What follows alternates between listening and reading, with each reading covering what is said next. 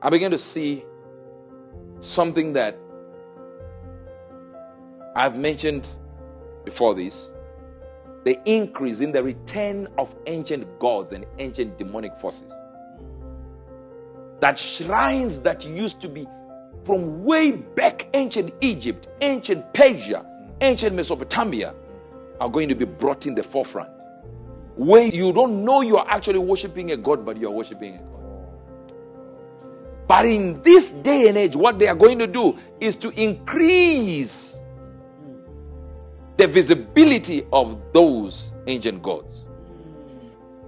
It says, I've created a vacuum, a hunger for spiritual things.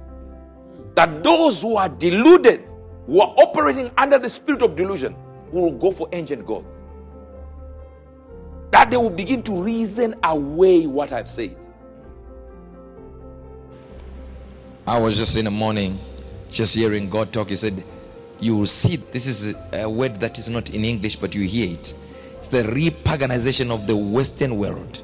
The serving of the devil will be so open. The repaganization is real of the Western world. The increase in the return of ancient gods and ancient demonic forces. They're going to be brought on the forefront. The Olympic Games opening ceremony was the biggest pagan ritual that we've seen so far this year. To kick off this pagan ritual, the Olympic Games started and went to Greece, where they had the initial torch lighting ceremony. The high priestess of the Olympic Games, played by actress Mary Mina, prayed to Apollo, Greek god of the sun, for help in lighting her torch.